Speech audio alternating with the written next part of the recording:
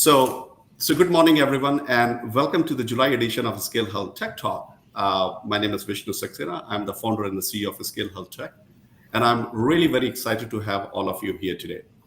And first of all, thank you so much for taking time on Wednesday morning. I know it's a very busy schedule towards the end of the month, and for this truly exciting, I call it fiery and insightful conversation on a topic which is absolutely crucial and essential in today's new health economy, and that is how to unlock the future and the potential of AI, and why the interoperability is the key. Why that everything hinges on the interoperability. And you all know better than me that AI is everywhere right now in healthcare, and as we know, the FOMO of AI is even greater, right? And AI is seen as the panacea to solve all the problem in healthcare, and whether clinical, operational, financial, administrative. But for AI to function and AI to do the job what it says it does with evidence, with efficacy, it needs data. It needs lots of data in the right format from a wide variety of sources at the right time, and the interoperability is the key to give the AI the data it needs. So we will be diving into some of the most pressing challenges and opportunities in this space, and what it truly takes to move from the fragmented data silos to a connected ecosystem that actually delivers the outcome. So we are very fortunate to have four phenomenal speakers with us. When I formulated this topic, I was thinking who to invite. And honestly speaking, Aneesh, Fabi, and Ashok, and Stephen, your name just flashed in my mind, that there can't be any better combination than you four for this topic to enlighten our audience. And I'm very grateful that you accepted it and taking time on this morning. So this speaker panel is very rare. It's a rare mix. You'll hear from the leaders who sit right at the intersection of AI innovation, investments, interoperability, peer-provider collaboration, policy, hospital operations. So honestly, I mean, our this rare mix of speaker that already don't need any introduction, but I'll ask them for a quick round so that you can hear them directly, where they're from, and what they're up to. So without any further delay and get things started, if I may ask Aneesh, Ashok, Fabi, and Stephen, if you can do a quick round of introduction, and we'll get started with our learning objective sections. I'll be very brief. Aneesh Chopra, Chief Strategy Officer at Arcadia. Yeah, thank you, Aneesh. Vishnu, a pleasure to be here. Thank you for having us. It's an honor to participate in the panel with Aneesh, Fabi, and Stephen. So Ashok Chenuru, Chief Data and Digital AI Transformation Officer for Elevance Health. Thank you. Very good. Good morning, everyone. Glad to be here as well. I'm Stephen McWilliams. I'm the VP CIO at the Georgia Hospital Association. I've been here about 10 years and looking forward to this conversation. Thank you. And good morning, everyone. I'm Fabi Abraham. I'm the Chief Strategy and Innovations Officer at Memorial Hermann Health System in Texas. Awesome. So, I'm very excited, very fired up, honestly speaking, with Aneesh, you, Ashok, you, Fabi, you, and Stephen, you. And so let me get started, Ashok, with you, with our first segment, which is, really understanding, why interoperability is the foundational, and how it can align, enable, and enterprise AI strategy, right? So let me start the segment, Ashok. And you are a long-time practitioner of, interoperability, and the most, credible expert that I can think of when it comes to interop. You have worked over the decade, in health plan, working with a variety of tools, technologies, policy, and the provider. So what's your perspective when it comes to interoperability as a foundational layer? And where do you see, the lack of interoperability limits the ability to scale data-driven insights in the health system and health plans? Yeah, no, great question. This is something I think Aneesh and I have probably been talking about this for several years. And pleasure to be joined with Fabi and Stephen. So when you look at a little bit more background on Elevance Health, We serve 46 million, health plan members, but through CareLawn and health services, we touch about 120 million lives. So in order for us to operate at that scale, we need to have interoperability. Interoperability in our view is just not a nice to have anymore. It's the foundation for truly data driven health ecosystem. When systems, platforms, and organizations can seamlessly exchange and make sense of the data, we unlock the potential of meaningful insights, better care coordination, and smarter decision making across the board. So from our perspective, because we are looking at a whole person health, we get a lot of, we have a lot of the claim data that we derive insights, but it's also important to get the medical records data from the providers, lab data, also, some of the, like what we call social drivers, behavioral health. I think just getting all of that data and making sense of it and making sure as a result of getting this data, we are able to show what we use the data for, to build the trust. Because a lot of times what we have seen is when we are not clear on the data usage, there's a trust factor with the providers. And now with the whole payer provider friction on prior auths or claim denials, or we looking at it from a provider upcoding, I really feel interoperability, data sharing, trusted data sharing is the game. And now with the advent of AI, the focus is not just structured data, it's also the unstructured data that's sitting in PDFs that we could make sense of it through Gen AI. So it's that power of combining all this, disparate data together, to make, to put this patient in the center of everything.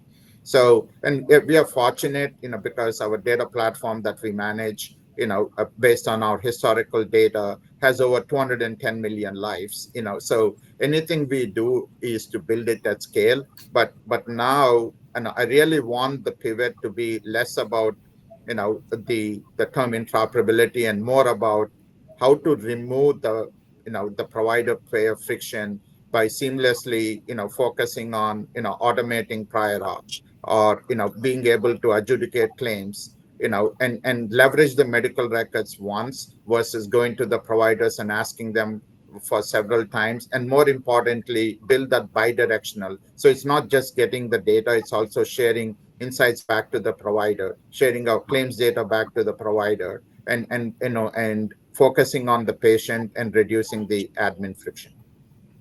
So true, so true. Can't be more agree. And so essentially, getting the foundation right is to make the Yeah. AI, the data-driven initiative, whether it's AI or something else, or automation, to function it properly. Excellent. Turning it to you, Anish, and when it comes to interoperability, if someone comes to my mind, like you are the authority, the book in itself, if I have to give a lifetime achievement award when it comes to interoperability, All right. I'll give you the lifetime achievement award. Yeah. I want to give you that early on, not towards the, so you are the authority, the book in itself, and someone who lives, breathes interoperability, who teaches us all, right? You started with the President Obama, you started Health Data Palooza, and you are, when everybody looks up to you Okay. to get the guidance on. I got it. Okay, all right. All right. So, Basically, the list is long. So Okay. the list is long. For a long time, it's been Right, pushing. right.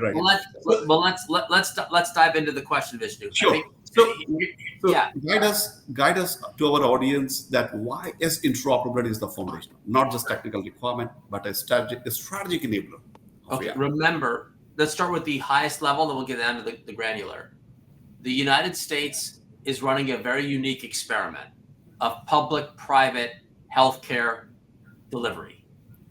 So what we have is a unique circumstance where the private sector has built up a number of components, insurance components, delivery components, and as a result, the private sector holds segments or fragments of medical records. The public sector has done a lot of work in financing and has a few of the opportunities to pull all the records together, but only in the government programs. So we have a little bit of a disconnect in that if you were Israel and you had, during the pandemic, the ability to understand that proning the patient is actually the best treatment to address the issue of the difficulty in breathing, that was identified and understood because they had full interoperability, big integrated networks in Israel, and they were able to share that information, and then analysts could study it and realize that certain treatment protocols were better than others. It takes like 17 years for us to get that level of insight in our, what's happening on the ground to what happens in the research labs to what's happening on the ground.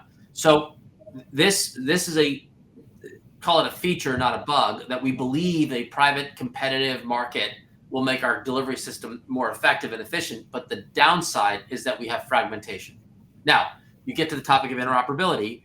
It is a technical and policy issue woven into one.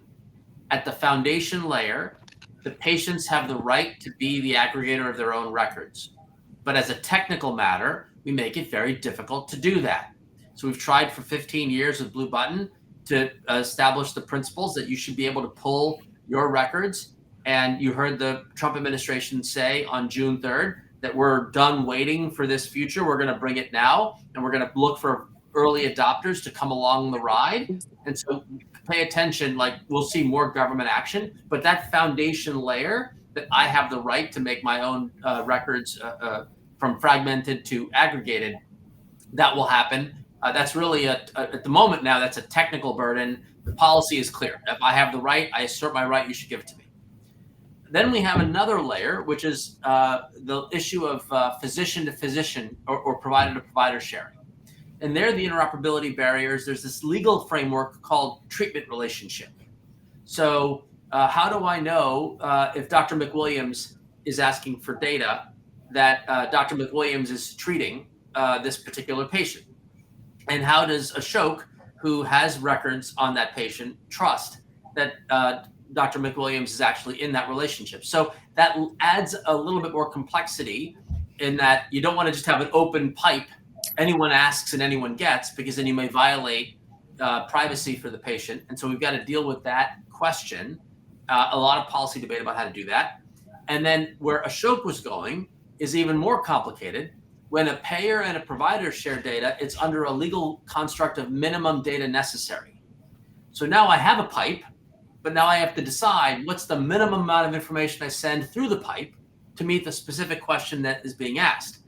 And that flies in the face of AI. If you want to automate prior authorization, I kind of need to know the whole record, even though you're asking me a simple question, is this thing covered? Right. Okay. And so what's minimum data necessary to answer a simple question, is this covered? Is it the whole record run through an AI to look to see whether it follows the evidence or not? And so we have these technical barriers, but mostly we have these policy debates. And it is the complication of the two that has been slowing our progress. Yeah, right. Anish, you breaks down an insights with an example, and like this is one of the most unique way, and like it's simplest way, like you said, it's a technical and the policy, integrated into one, right? And the policy and how to fully execute it on the tech is critical, and I think that summarizes it all. So, Femi, moving to you, you're in a unique position always, right? You are at the intersection of strategy, innovation, and investment, right? So it's like a triangle. You are at strategy at the top, then innovation, then investment. So you have seen, you're building lots of strategy on the AI around, lots of innovation that you have seen on the AI, and you have invested into a variety of companies that are into AI. So you get to see all the three worlds. And to my question to you is, how do you see, in your experience from the strategy, innovation, investment point of view, how do you define interoperability in the context of enterprise AI strategies within the health systems? Yeah, I'm in a good spot to sort of stand on the shoulders of some very articulate comments that were made already by Aneesh and Ashok. So I just want to piggyback, and without adding to a repetition, maybe perhaps get to the core of the health system perspective and across those vantage points, Vishnu, that you were saying about strategy, innovation, and investments. From a health system standpoint, we've got the quintuple aim drivers. Let's talk about the problem statement ultimately. We want to deliver next generation quality and outcomes and keep the bar of human health going in the communities we serve, but at the same time drive significant improvements in total cost of care, as well as drive exceptional consumer and provider experience. In order to achieve that, there is multiple disparate sources of data, right? So let's just take total cost of care. Only 30% of overall healthcare expenses goes through a hospital. And even though the hospital market share is concentrated across maybe one or two large EMR systems, 70% of the expenditure of what drives even the healthcare expense happens outside the four walls of the hospital. Furthermore, if you actually look at some of the other drivers that drive human health, food is medicine, your genomic signature, your behavioral health conditions, your nutrition, your fitness, all of those things sit outside a traditional kind of hospital EMR approach. Finally, you also have to think about patient preferences. They usually view them beyond patients as consumers, right? They live in certain socioeconomic frameworks. They have certain needs. They have specific psychographic and other consumer segments they belong to, and that data set is different, right? If you look at just the external landscape of data that is available for a health system, the interactions that the consumer has for Medicare captures only 30 cents to the dollar within the four walls of the hospital. For commercial, it's even lower, closer to 25 cents to the dollar. And you've got, I didn't even mention pharmacy, which is growing at a pace. At some point, it was 8% of overall healthcare expenses. Now it's touching the same level as acute care. So that's one part of data, of all the external. Then you look at the internal side of the data. You've got the operational, you've got the financial, you've got the administrative workflows, in addition to the clinical workflows that exist. And so truly to drive enterprise-wide transformation across our quintuple aim drivers, we need to almost think about this as a synchronization of all these data sources together to make the best decisions, right? That'll give us the maximum context in terms of not only like the health record we are interacting with, but the human that we are interacting with, both as for a provider level and a patient level.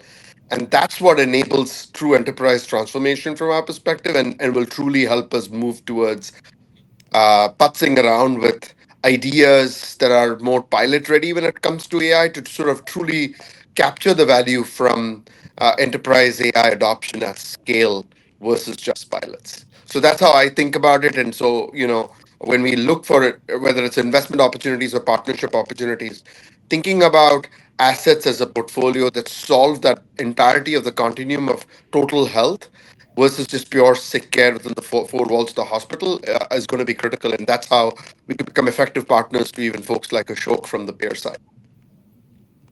Excellent, excellent. I heard total health, from Ashok as well as from you, Fabi, and I think you nailed it.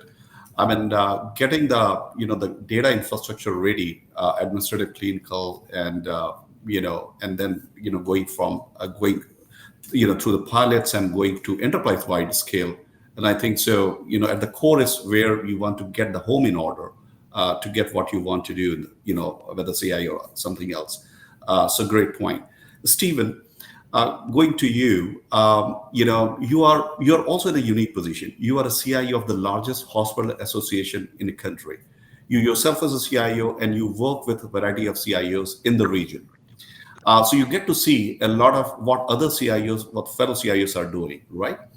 So when it comes to interop, how do you see the role of interop as a foundational play in moving from AI pilots into the system-wide transformation? Yes, I mean, this is a timely conversation. I think the insights that have already been shared, I mean, you're hitting it right on the spot. I think interoperability, again, it enables seamless data exchange, which is essential for training and deploying AI solutions at scale across diverse hospital systems. I think that this year and over the most recent years, we've seen a lot of acquisitions, mergers, and I'm kind of recognizing how once we've standardized and we've all come to specific frameworks, it's going to, I think, improve patient outcomes through access to data, secure access to data. I believe its role is to continue, like I said, to break down silos, foster collaboration. It's allowing AI to deliver insights that are consistent, reliable, clinically actionable. I still kind of view this as an emerging technology, even though we may have been talking about it for a while. I would say by ensuring the standardized data flow, interoperability accelerates the transition from experimental pilots to impactful system-wide AI integrations. It's all about data sharing. And I think from the Hospital Association, we want to promote anything that allows ultimately better patient healthcare outcomes and allows for hospitals to remain resilient to serve their communities. And I think this is going to lower the cost to do some of this work that we're going to need to do as we hear people talk about the silver tsunami. It's going to allow us to serve that patient group even better than we could have ever done before using technology from the past. And so just want to share with you guys that and our audience that some of the conversations around pilots, AI, and interoperability, I've been having lots of conversations around risk. And I think, Ashok, you kind of touched on the different areas. I would say that when we're talking about risk, we're looking at the strategic risk for the business to either take something like this on or not.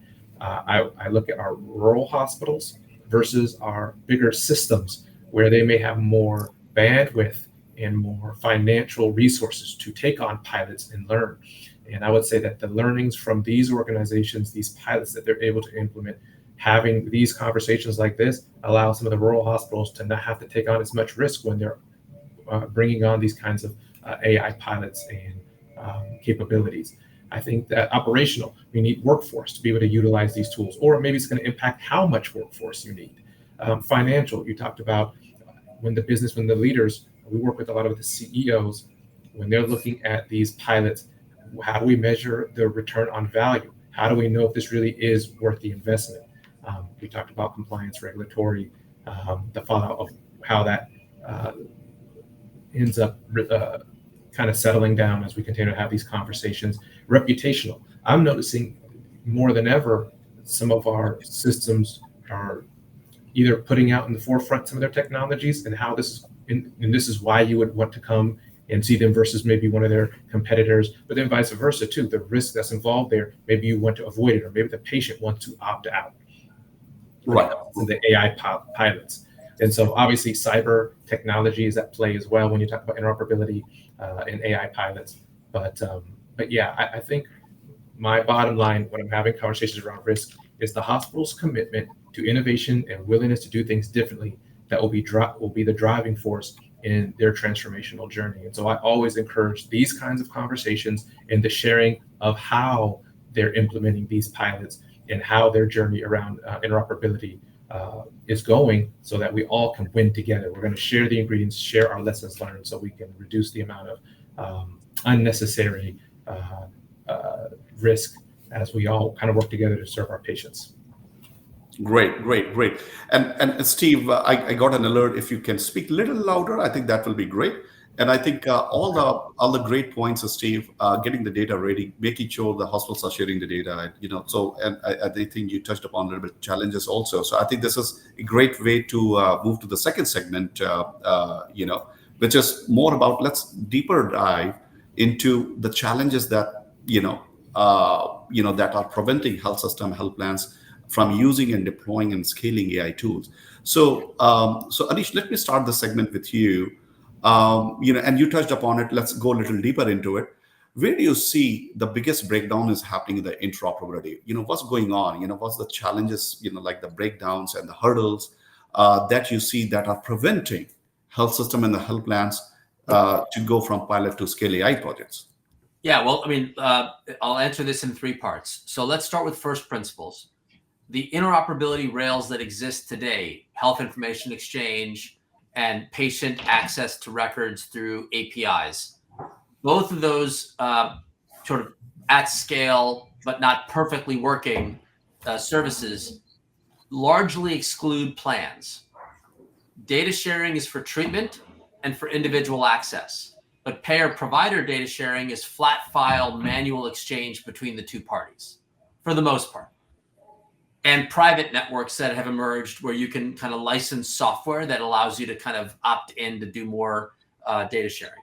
We are in the very early days. In fact, it was January of 2025, Mickey Tripathi last day as ONC director, where to give Ashok some love, Elevance was named in his final blog post, where Elevance and Emory, Humana and Providence, Blue Cross Mass, and Tufts were named by ONC as being early adopters on how to expand TEFCA to include the operations use case, which is where payers and providers can share data. So obviously at the foundation level, you cannot scale something that doesn't exist or hasn't been tested.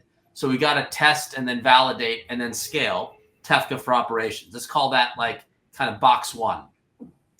Box two, at the moment, we have what's called asymmetrical warfare. What I mean by that is, at the moment, the baseline policies are mandating that Ashok and his fellow health plans must give doctors access to claims history on demand every day, Right. starting 1/1/27 in the government programs. However, there's no mandate that the doctors return with medical records for the plans.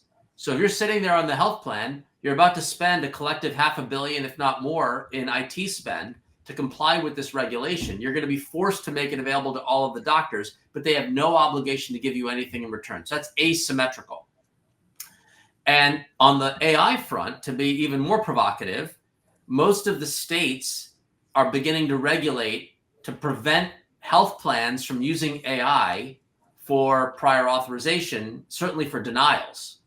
But there's no such constraint on health systems to use AI. And so if you think about asymmetrical policy, it is likely the case that Stevens hospitals can buy AI tools all day and night to try to circumvent the payer prior auth rules, but they're going to have to fight with, it's like, you bringing a machine gun and I'm bringing like a stick. So I can't respond with AI. So I'm exaggerating for effect that it's not that bad, but I'm just giving you a big picture. That was good. We got to create something for TEFCA for operations. We got to put balance in the asymmetry on the data sharing, and we need to come up with a framework that allows both parties to leverage AI without harming patients. And so these are the things that we have to do over the next few months, I would say, and then years. Awesome. Box one, box two, peer provider data manual, private sector merge, and TEFCA. And then you got to test, validate, and scale. And, the box two, asymmetrical policies, state permitting, the health plans on the AI side, on prior authorization. I think these are very credible challenges, and I think you're absolutely right. I mean, and these are some of the challenges on the interop side, on the on the policy at the same time on the tech side that can prevent AI to go to the scale. So thank you, Aneesh. I think that's a wonderful. Ashok, same question to you in a different context. And I mean, you're the chief, data AI transformation person at the top health plan in the nation. And in your experience, what do you see the biggest interoperability hurdle, that prevents healthcare organizations from advancing digital technologies? Yeah, thank you, Vishnu. See, I think Aneesh articulated it well. Couldn't agree more with the comments by Stephen and even with Febi. I do want to take a thread from Febi articulated where the spend is, which is very well done. See, when we look at the quadruple aim, how do you manage costs? I think affordability is also equally critical, because if we can solve the underlying so what on data interoperability, then we can bring people together. Affordability is also equally critical, because based on where we are seeing, there could be up to 20% increase in individual ACA population premiums next year based on utilization and all the trends that almost every health plan is looking at, this year. So how do we partner leveraging data and interoperability as a key, to drive, better consumer experience, make the, healthcare more affordable, and reduce the admin, noise, admin friction, admin spend, and make the physician, really focus on taking care of the patients by streamlining, prior auths, by, being able to share data more in a seamless manner. So if we start with that intent, then we can remove a lot of the hurdles. So I do agree with Aneesh, that technology, like TEFCA standards or payer provider partnerships will make progress, and then if we can showcase what we are doing with the data, because we health plans, based on mandates that Anish articulated, we are ready to share data, but we do want to make sure that there is a reciprocation, because as payers we sit in the intersection of clinical claims, pharmacy, member generated data, and like social drivers, and we have the infrastructure that can make sense of the data. And when I say data, it's both structured and unstructured, and our focus is how do we share that insights back into the physician at the point of care, because there could be data that the provider, even big health systems, may not have, because that service is done in another provider, or there could be a hospitalization that we could derive from a claim that patient may not have put as part of the medical record. And then to add to that, 80% of the health outcomes happen outside the hospital or the provider office. So it's that whole person. If we look at it with that vantage, I do feel we can remove the hurdles, but the real hurdles exist, because of lack of trust, because of some technology challenges. But I am very optimistic with the FHIR-based data exchange and the push Anish has been making, from a federal standpoint with CMS, and now a lot of the hospitals, partnership, a payer provider partnership. I'm very optimistic, but if the intent is not clear, and if we don't have the right, problem solving towards healthcare affordability, then we'll be at a stalemate. Wonderfully articulated, Ashok, and I've been noting down some of the key points that you mentioned, and I think, the FEBI articulated very well in the previous segment that the cost is key.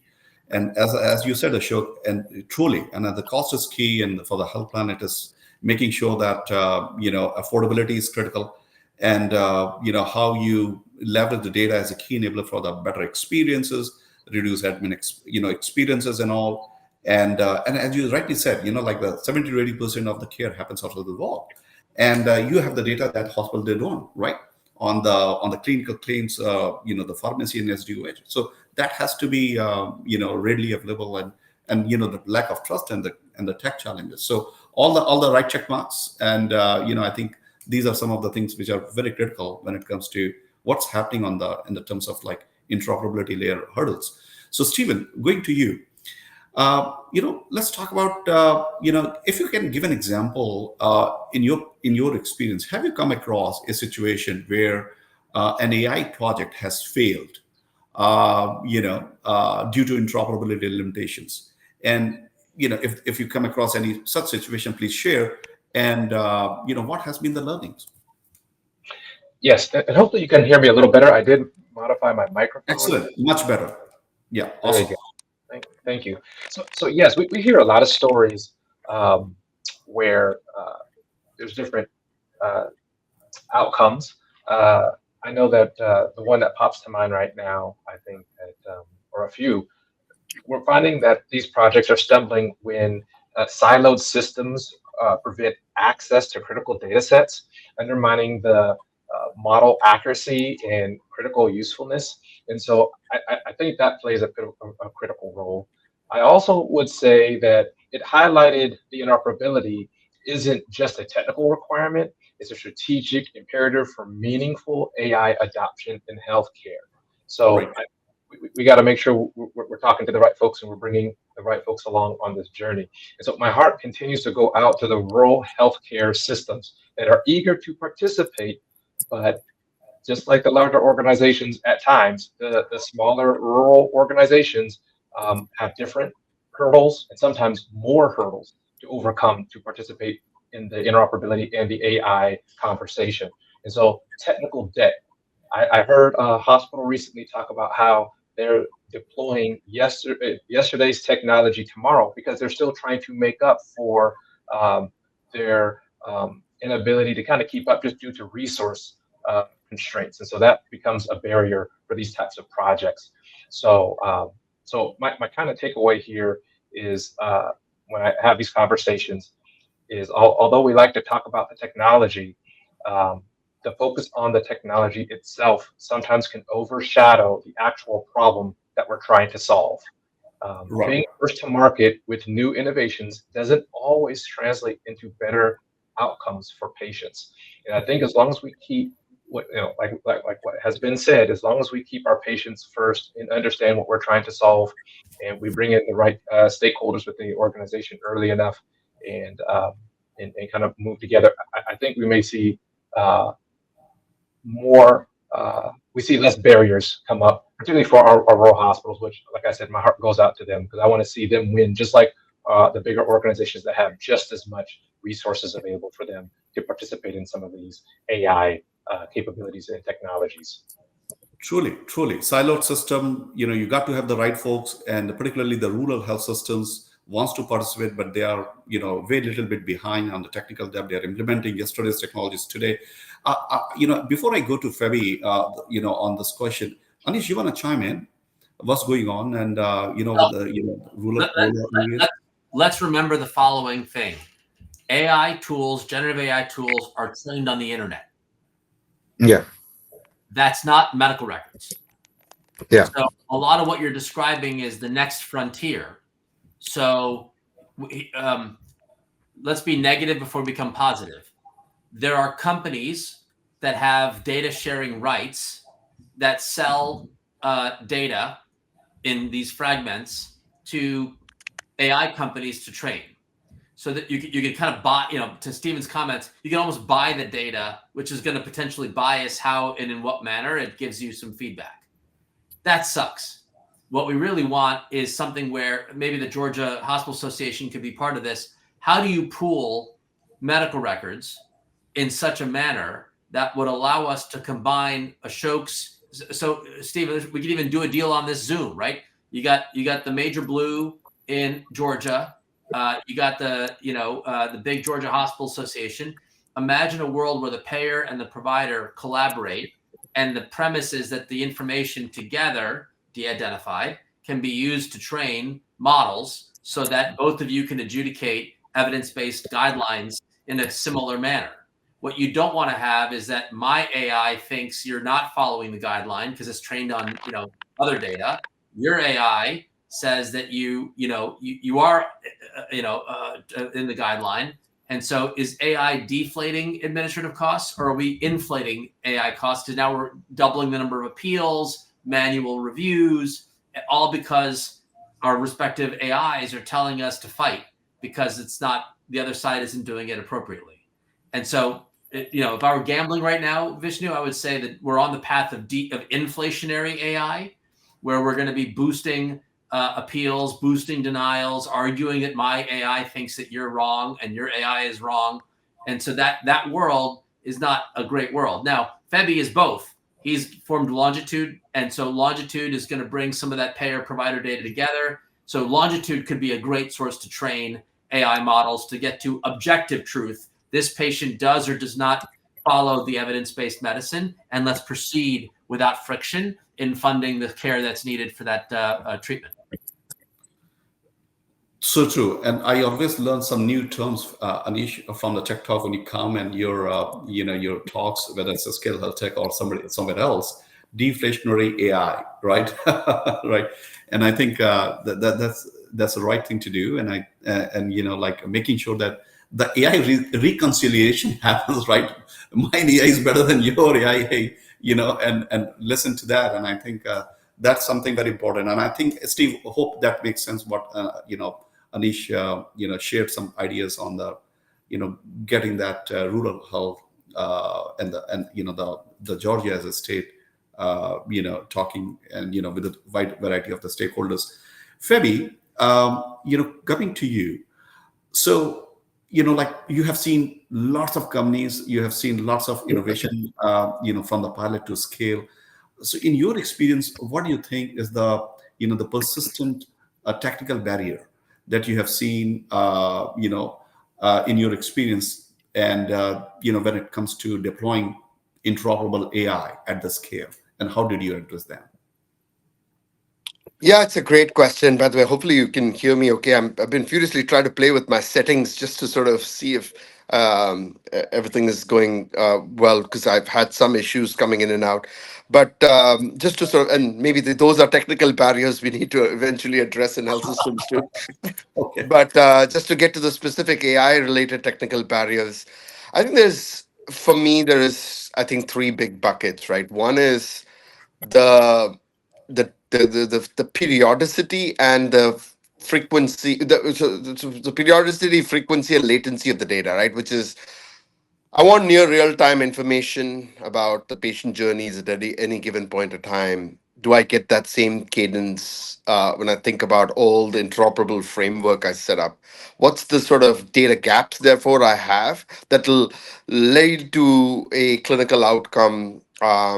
For example, some of the claims infrastructure we talked about earlier in this discussion, they're all retrospective and backward looking. I need more prospective data. I need, therefore, does the patient have a real time monitor? Can I get that access to that data? So there's a question of periodicity of the data, and then the latency with which I can sort of get it. The second is, sometimes there is a clear mismatch in the semantics as well, right? And how, when different systems define things differently. Ashok may have a payer system which may have certain demographic codes and certain definitions of conditions. We may have a completely different framework for that. And then you think about all those um, other players in the ecosystem, whether it's pharmaceutical companies and how they process real world evidence. Think about post acute players. The definition of a lot of these things like diagnosis codes and counter types, demographic, they're not all, they may be saying the same things, but they are actually using different codes. So how do you sort of harmonize that across them? And then the third is just in terms of the fragmentation of the data, the data itself, and who's stewarding each of those silos of data. We may have in the innovation teams, may drive AI use cases internally, but the data owners not doesn't have to always sit within our four walls. They could be anywhere. And how do you sort of create that seamless interface to drive that fragmented data stewardship? Then there is the system. The fourth area that I would say goes beyond data itself, but think about how a solution sits on top of a platform or an app store. Okay. So you think about your EMR and how you could sort of have an AI use case sit on top of the EMR and create that seamless workflow. Because ultimately, you could create a great interoperable system, but it has to flow within the workflows of the clinician, and it has to be Yeah. integrated with them. And so this doesn't really hit your technical data barrier question, but it is, I would call it a technical barrier per se, of how do you make those different systems connect with each other so that ultimately the workforce has a seamless experience. Yeah. Truly, very well Very well articulated, said. Ravi. And I think like the three bucket that you said, when it comes to the persistent technical barrier, and we are in the next segment, we are going to actually go even deeper, like periodicity, frequency, and latency. And then you added the fourth one, which is like making sure that the seamless, the workflow. You can have a solution, great solution, but it has to sit in a and embed and fit nicely within the workflow of the clinician. So I think that's a very good point. I'll take a pause if there's any question from the audience. I can see Inder, you are there, so feel free to ask any question on the chat window. So with that, we are going to go into the third and the fourth segment, which is even going deeper in terms of talking about the challenges that we have, the data quality and availability gaps, and also the FHIR and the TEFCA that can enable real-time data exchange that Anish you talked about, and I think let's go a little deeper. So Ashok, let's just start with you. I mean, you see, and you do lots of tech when it comes to data, and you see all sort of situations. So and you're in the best position to enlighten the audience and guide us. In your experience, what kind of data quality and availability gaps most commonly undermine a data-driven initiative, a data-driven project in healthcare? So that is one. And how do you manage the governance of the shared data? Yeah. Patient trust, you talked about the trust a couple of times. So please give us a little deeper guidance on it. Yeah, no, thank you. I do want to at least provide a point of view earlier in the comments, that Stephen made on rural health. I think data interoperability, in big cities or in urban cities compared to rural, it's night and day. So I think we need to meet the system where they are, in terms of technology advancements, but there are certain things we could bring to life, with rural, and that may not be, the same that works in urban. So I do couldn't agree more with those comments, and I'm hoping that it's affordability for all and not for a small segment of population. So with that, as far as the question you just raised related to the governance, of the data, what undermined, say, I think when we try to get data as payers, create that longitudinal, member view, we get data from disparate sources, the data we derive from our admin systems, the data we get, from providers, and also data we get from third-party sources like race, ethnicity, and others. So there's a lot of noise, and then Yeah. creating that, especially when we go after unstructured data. For example, we look at labs, even A1C, with a lot of the standards like SNOMED, LOINC.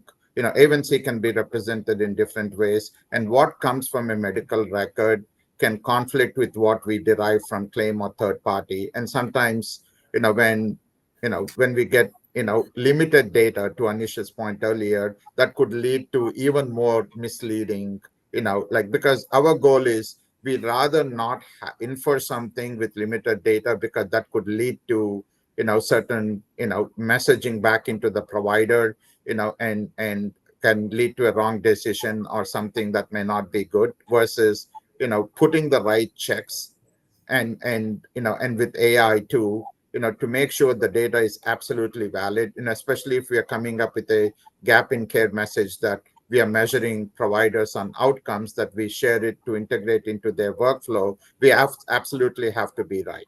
And it also has to be timely too, because in healthcare, data does get irrelevant over a period of time. So it's timely, the accuracy, and more importantly, if you have conflict information, what is the governance around that, so we can get that addressed on a fast basis, right? And then now we are also deriving a lot of data from unstructured, and there could be some noise, in that. So how do we put even better quality checks on unstructured data as we derive the right snippets and convert them into structured fields? So all those equally play a big role, but I cannot overemphasize on data governance and also the measure governance too, because sometimes when we derive insights from the data and push it back to the providers or to our internal care managers, how do we make sure that we have the right governance there as well?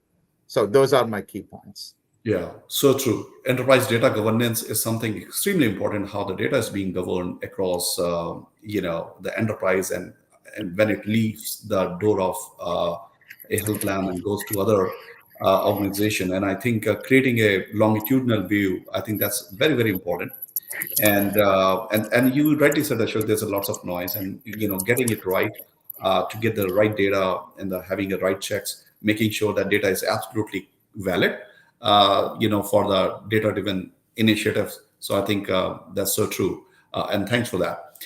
Anish, going to you, in your experience, what gaps do you see still exist in connecting pair? And you touched upon it earlier. No, but let's get the data quality, because we talked about this. I want to make sure that it's a movie in 3 acts. Correct.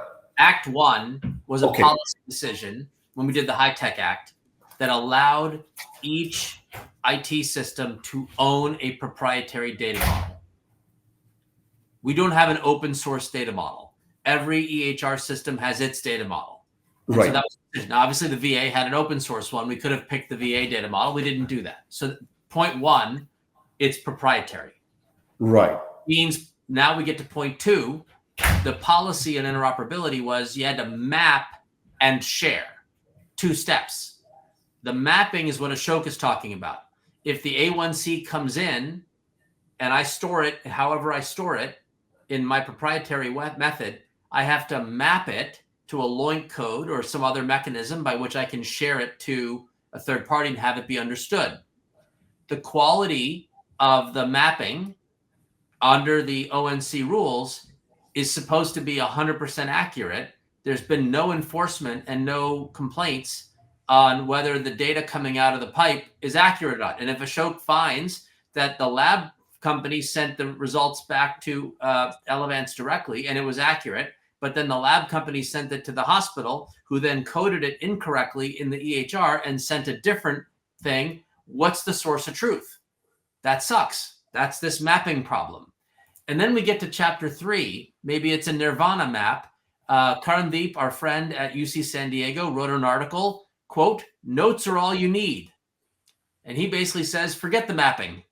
Just send the raw notes. And then the AI can map the data and help us extract what it is that's in there. And you can do a much better job on quality measurement. So there's an interesting question about what we do. Do we beat everybody up to map every little line of data, make doctors manually enter every little bitty thing so that it comes out clean on the other end? Or do we take it in whatever format it is and allow AI to summarize it and share the raw data? Back to my point about minimum data necessary with payer provider, could the doctors just say, hey, here's the blob of everything we know about patient X, and it's Ashok's job to take from that the relevant information and make a judgment about whether I'm adhering to a guideline or quality measures are met, etc. These are the debates that we're on, and we're kind of in both camps. Notes are all you need for AI, or mapping everything perfectly through the pipes. What's your point of view, Anish? What you would say? We've got to get the mapping legally right, but I'm more and more convinced that it's a yes and. It's map the discrete data so we have consistency on lab values and so forth, and put the notes in a format that's, let's call it AI-ready notes, so that we can actually get the information on the other side. And it's not that far away when you do ambient listening that I can go from the ambient listening software straight to Elevance. Like, why route it into the EHR and out? That's an extreme example, but it is possible that the purest form of what happened in that encounter is not what's codified in the bill. It's actually what was communicated between the patient and the provider. So yes, and. Okay, awesome. And Anish, if you want to chime in, and before I come to Steve and Fabi, there's a question from Inder, our dear friend Inder, Inder Park-Singh Kohli on the chat window. So, question for Anish to you. I think you can take it.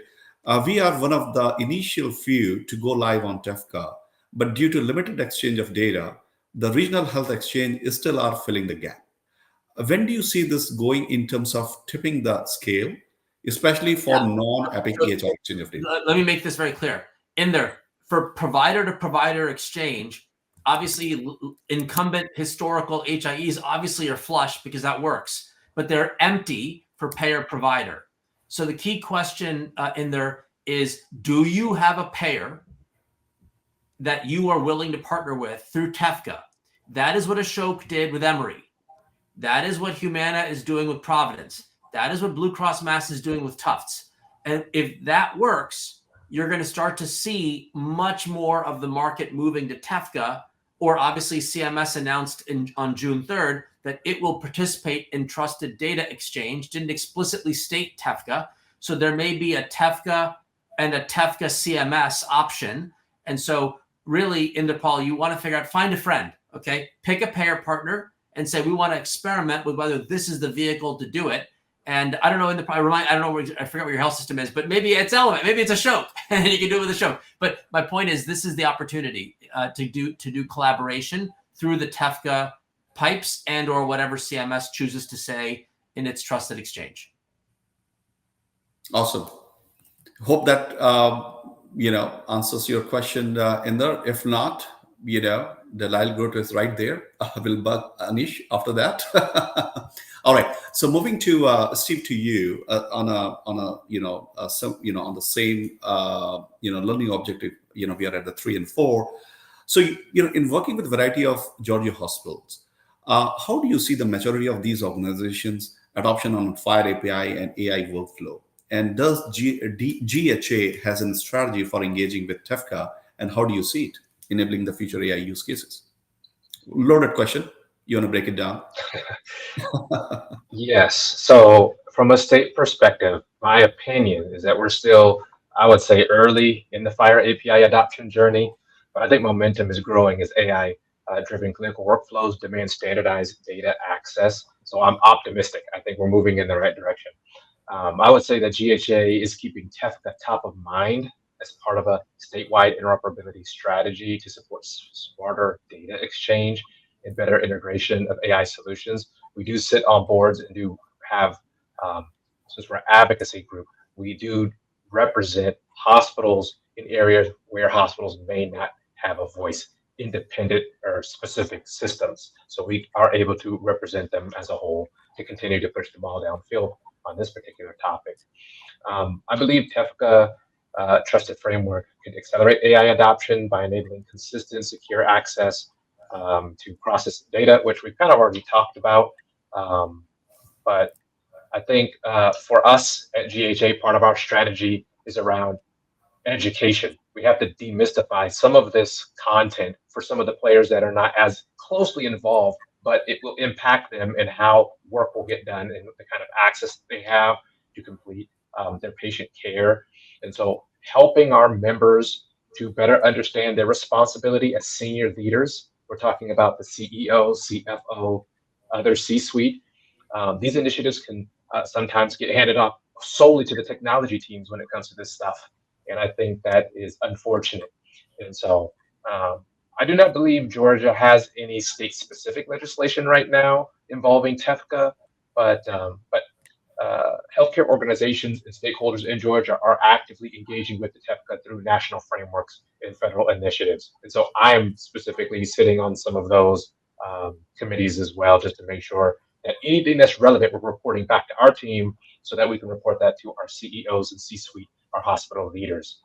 I believe that the interoperability framework and API will continue to rapidly enhance our capabilities, driving innovation. Nothing new there, but it is a moving target, I would say. I think we know it's the right direction, but how all of this ends up playing out, we're going to look back and see that there may have been some things that we couldn't predict, but we knew that we're generally going in the right direction. It's going to take, kind of like what Aneesh was saying, policy and bringing all this together is going to be really key there. So that's kind of my comments on that.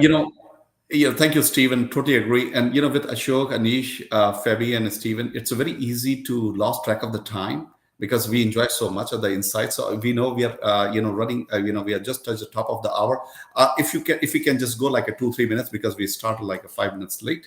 If you have guys, if you are okay, otherwise we can. Share the word of the wisdom and wrap this up. But if because I wanted Fabi to speak on this very interesting, on the same topic, and then we'll go to the word of the wisdom.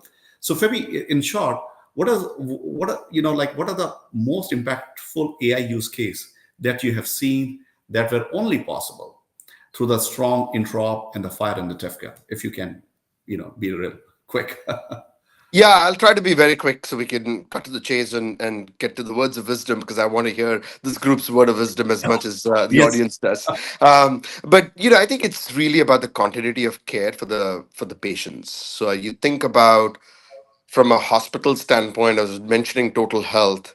So you think about that complex patient in a post-discharge world. Think post-acute, think the care navigation and sort of additional follow-up visits with a specialist, and sort of going into the pharmacy side, the medications that they're taking, what's their adherence to that. So I see a big sort of opportunity unlocked by that seamless integration across the continuity of care, especially in that post-discharge journey, so we can take care of those more complex, chronically ill conditions more effectively, where the highest total cost of care sits anyways. I also think there is a great opportunity now go to the front end of the funnel to improve the payer provider interface and get the prior authorization side Right. validated. So I know we could sort of spend a lot of time digging Yeah. into each of that, but for the sake, let me just keep my comments just to that level. Awesome, awesome, totally. So let's get to the the final word of the wisdom from all of you, 1 minute or less, and starting with you, Ashok. What do you suggest as a word of the wisdom? Yeah, no, it's a great conversation. So yeah, I think affordability, medical cost of care, putting the patient in the center of everything, but more importantly in all of this, we have realized that, I know AI is an enabler, but if we don't connect the dots with data, and if we don't improve the right quality of data, we can directly correlate that to improving member outcomes and in a more affordable way. So true. So Connecting the dots with the data, affordability, cost of care, patient at the center. Awesome. Anish, what no, we'll keep Anish at the last because no, stop. You will enlighten the audience a lot. Femi, you go ahead with what's the advice that you want to give it to? Since I want to get to the enlightenment quickly with Aneesh, let me just be quick. So essentially, I'll make 2 points. Right. One is, I think, don't chase AI as a hammer in search of a nail. It's ultimately a solution. Think about the problem you're solving and think big in terms of the problems you're trying to solve, and where can AI be that solution to solve that problem even better than what traditionally you had. And that could be generative AI or AI, the more classic version of it. That's one big chunk of where I sort of tend to focus on. And then the second one is, let's we shouldn't be encumbered by the traditional workflows or data silos. Just if you think about that point I was making about solving the problem as the art from the art of the possible perspective, imagine you had unfettered access to all sorts of data. What's the sort of workflow you will actually end up with? Let's work there and think about how we can sort of drive the interoperability as a feature that enables that, as opposed to being restricted by interoperability at any point. That's so great. Don't just AI.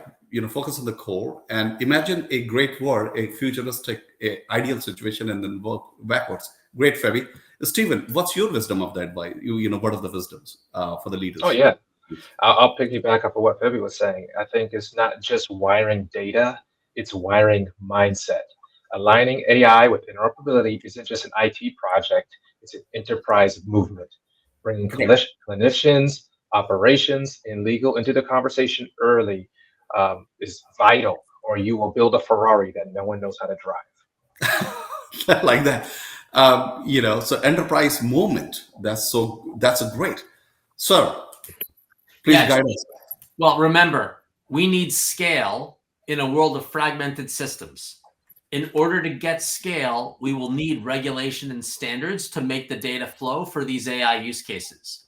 To me, the most important issue is what Inderpal and I are doing on the chat. We need early adopters. The government cannot expand regulations for data sharing and AI use unless there's, quote, evidence of industry adoption. We need more Ashoks, okay? We need people who are willing to step a little bit ahead of the curve to say, can I be an early adopter? Can I test? If you read Epic's comment letter into the interoperability, into the CMS interoperability, they said, we're willing to do early adopter for payer provider for quality data sharing for quality measurement, what Ashok was saying, care gaps. So to me, this is the opportunity, but it needs half a dozen or more to say they're willing to test. And that's where the door is open, and ONC is all over this. If anybody wants to do that, send a note in the chat. I'd love to connect you to ONC ASAP. So great. Like scale, early adopter, industry adopter. We really need more Ashok, for the people who can, test it, validate it, and scale it. So true. So true. So thank you so much. And that was a fiery, that was very insightful. And like I was so easy to lose track when you have such a industry authority here talking about the how to unlock the potential of AI, and the interoperability is the key. So Aneesh, thank you so much. Ashok, thank you so much. Ferry, thank you so Thank you. much. Stephen, thank you so much.